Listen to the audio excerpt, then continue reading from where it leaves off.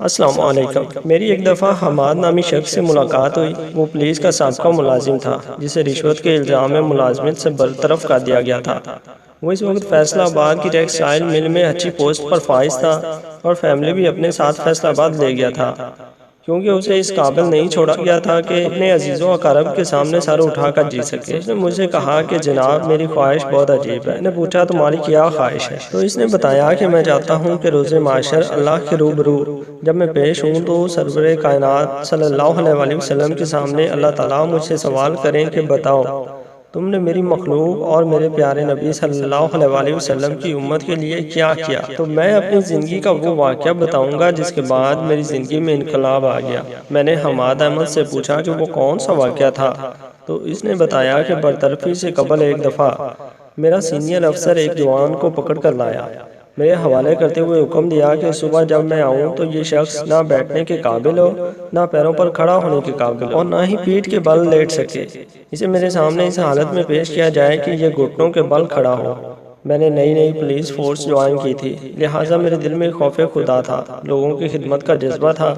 میں نے نوجوان سے تنہائی میں اس کا جرم پوچھا تو اس نے بتایا کہ ایک افسر کا ماموں زاد بھائی میری بہن کے ساتھ دست درازی کر رہا تھا۔ میرے منع کرنے پر بھی وہ نہ رکا تو میں نے اسے بازور بازو روکا۔ میں اپنی بہن کی عزت کی حفاظت کر کے ابھی گھر پہنچا ہی تھا کہ کچھ اہلکار اس افسر کے ماموں زاد کے ہمراہ میرے دروازے پہ پہنچ گئے، مجھے پکڑ کر گاڑی میں بٹھایا اور جس لڑکے کو میں نے اپنی بہن کے ساتھ بدتمیزی کرنے سے منع کیا تھا اسی لڑکے نے مجھے طاقت جتاتے ہوئے کہا اب تیری بہن ہی تجھے چھڑا کر لائے گی۔ مگر مجھے خوش کرنے کے بعد اتنی بات کرنے کے بعد وہ لڑکا زاروں کی طرح رونے لگا۔ میں نے اسے دلاسا دیا، موٹر سائیکل پہ بٹھایا اور اس کے گھر پہنچایا جہاں اس کی بوڑھی ماں اور جوان بہن اس کی منتظر تھیں، اور کہا کہ تم راتوں رات ان کو لے کر دور کسی عزیز کے پاس چلے جاؤ جہاں کسی کو تمہارا علم نہ ہو۔ ساتھ ہی جیب میں موجود رقم ان کے ہاتھ پہ رکھی اور واپس تھانے پہنچ گیا۔ میں نے یہ سب کچھ اس وجہ سے کیا تھا کیونکہ مجھے پتا تھا نہ تو اس لڑکے کو قانونی طور پہ گرفتار کیا گیا تھا اور نہ ہی کسی ریکارڈ میں موجود تھا، لہٰذا جو ہی صبح میرے سینئر نے آ کر مجھ سے لڑکے کے متعلق پوچھا تو میں نے بتا دیا کہ لڑکا بے گناہ تھا۔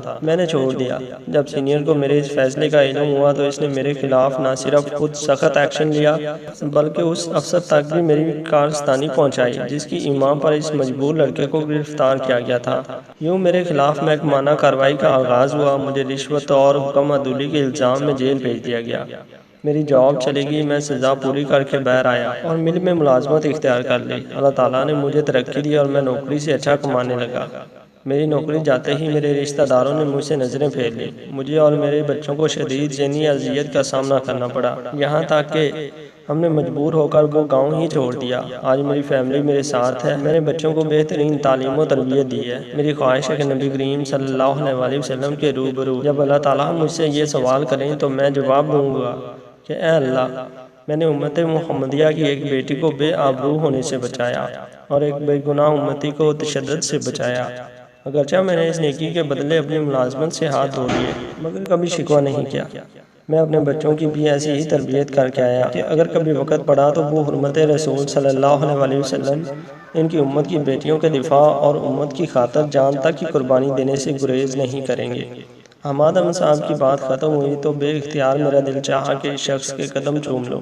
مجھے یقین ہے کہ روز معاشر جب یہ اپنی قربانی کا ذکر کرے گا تو اسے سایہ عرش اور شفاعت رسول صلی اللہ علیہ وسلم ضرور نصیب ہوگی۔ ناظرین، یہ عارضی زندگی تو اس بات کا امتحان ہے کہ کیا ہم دنیا کی خاطر دین کو چھوڑتے ہیں یا دین کی خاطر دنیا کو۔ اگر ہم دین کی خاطر دنیا چھوڑیں تو چاہے سب لوگ ہم سے قطع تعلق کر لیں لیکن اللہ کبھی بھی ہمیں تنہا نہیں چھوڑے گا۔ آخر میں آپ سب سے گزارش ہے کہ کامنٹس باکس میں ایک دفعہ درود شریف لازمی لکھیے گا۔ جزاک اللہ۔